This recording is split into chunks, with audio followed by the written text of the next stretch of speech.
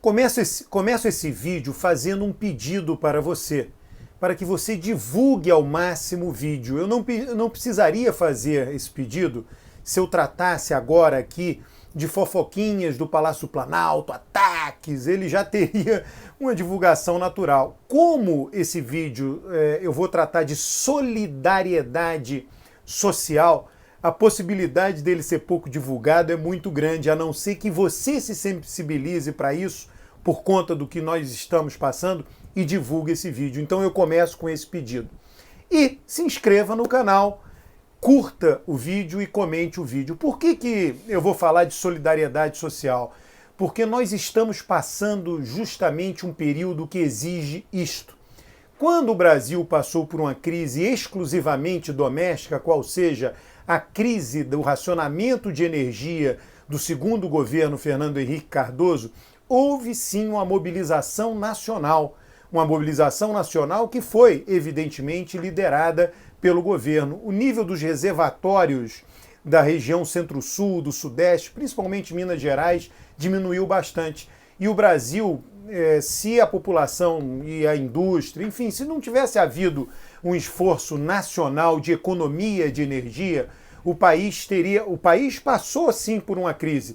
Aquilo, inclusive, aquele episódio foi crucial para que Fernando Henrique não conseguisse eleger seu sucessor em 2002. Aquilo ocorreu em 2001 e a economia não se recuperou mais. Não se recuperou mais ao ponto de possibilitar a eleição do candidato de governo, que foi José Serra, apoiado por Fernando Henrique. Pois bem, a crise teria sido maior se o governo não tivesse liderado o racionamento de energia. E na época a população se mobilizou muito. Houve uma mobilização não apenas porque o governo liderou isso, não apenas porque o governo previu determinadas regras de punição para aqueles que ultrapassassem um determinado consumo de quilowatt-hora, mas porque a população realmente se conscientizou daquilo no momento. Então nós vemos hoje uma herança que ficou daquilo, são essas lâmpadas mais econômicas, lâmpadas brancas que a gente vê em todas as residências praticamente no Brasil, que as pessoas adotaram isso. É claro que depois volta o consumo que era antes do racionamento, mas houve um esforço coletivo, a população se empolgou, a população foi às ruas, na época teve falta de lâmpadas econômicas, enfim, todo mundo agiu. Eu me recordo que em casa, eu havia casado há pouco tempo, nós passamos a utilizar velas. Houve um esforço, as pessoas se sentiram parte de um todo, de uma nação, um ajudando a outra, e isso é importante. Vários países tiveram uma profunda experiência de guerra. Eu não sei se as pessoas já viram filmes, muitas vezes a Inglaterra é, digamos assim, a protagonista nos filmes. Racionamento de carne na Inglaterra, um filme famoso sobre lá o sebo, um filme baseado em fatos reais. Nunca Te Vi, Sempre Te Amei, de uma correspondência travada entre uma norte-americana e um livreiro de um sebo inglês, daquela rua Charing Cross, onde tem muitas livrarias e muitos sebos, e que ela mandava pacotes de comida dos Estados Unidos para a Inglaterra num período de racionamento de comida. Então, esses países, as suas elites e as suas populações passaram por grandes privações, e isso até foi importante para que elas não se polarizassem, obtivessem um certo consenso. Hoje há uma hipótese bastante razoável que a literatura acadêmica trata, que a polarização não existiu no pós-guerra justamente por causa do extremo trauma da Segunda Guerra Mundial.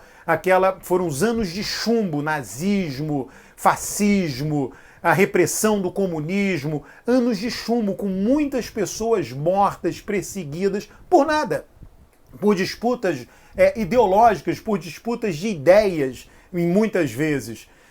E aquilo, como um trauma social muito grande, fez com que aquelas elites de esquerda e direita não se polarizassem demais. E a sociedade também, elas reproduziam a sociedade. Hoje, como vivemos num mundo, eu diria até mimado, um mundo de abundância, as pessoas nunca viveram tão bem. Eu sei que muita gente vai contestar essa minha afirmação, mas eu tenho dados sobre ela, esses dados são abundantes. A pobreza de hoje é muito menos pobre do que a pobreza do pós-guerra, ou do antes da guerra, ou de antes da Revolução Industrial.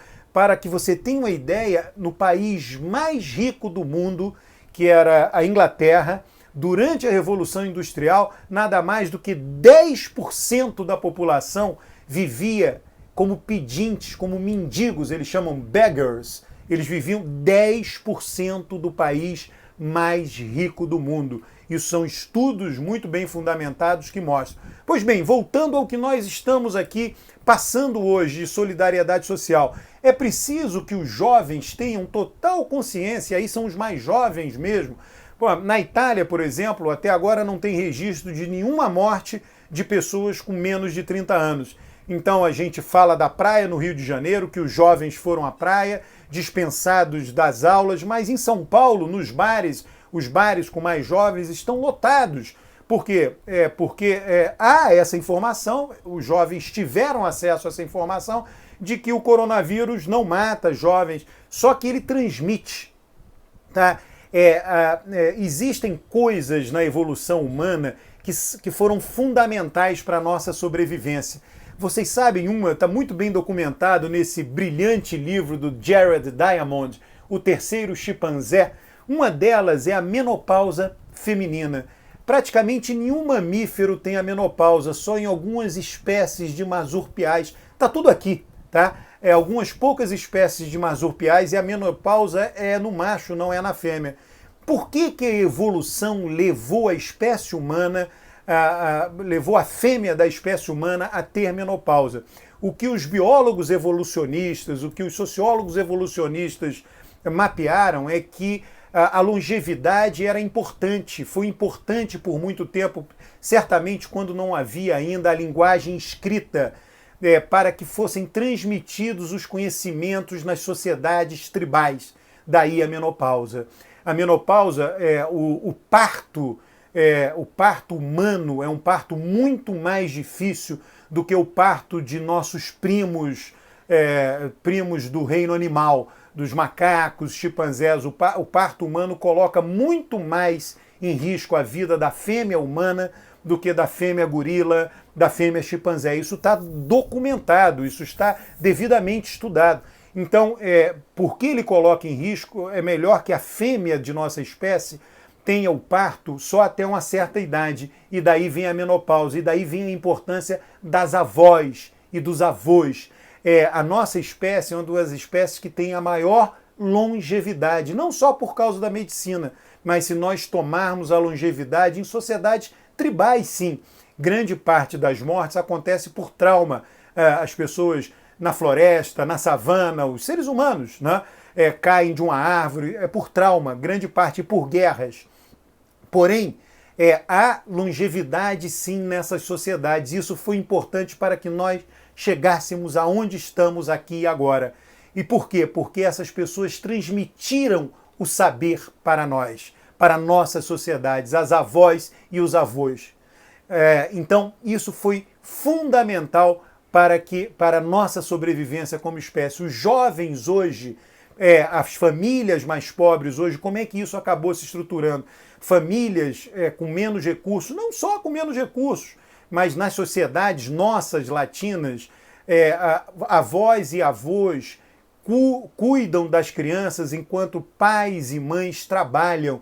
Isso faz parte da vida, da solidariedade. Então, nada pior do que pessoas mais idosas ficando doentes para a estrutura inteira da família. Por isso que nossos jovens precisam sim ser solidários no momento do coronavírus. Eles precisam ser solidários com relação à possibilidade de transmitir a doença para os idosos, para os mais velhos, para os avós e para as avós. Não cumpre que nós percamos essas pessoas precocemente de nossas famílias. O ministro Paulo Guedes praticamente, criminosamente, falou ali, não, mas na China só morreram 5 mil. Essas famílias que perderam seus avós e suas avós, esses 5 mil, provavelmente quase 5 mil avós e avós, essas famílias irão sofrer, porque essas pessoas eram importantes não apenas na transmissão de conhecimento, mas no cuidado das crianças, que permitia a estruturação de uma importante rotina familiar. Então, eu estou trazendo aqui argumentos muito racionais e materiais, porque todos vocês, todos nós já conhecemos os argumentos também afetivos e emocionais. Gostou do vídeo? Curta o vídeo, inscreva-se no canal. Este vídeo, eu peço de coração, divulgue este vídeo mais do que todos os outros. Um forte abraço.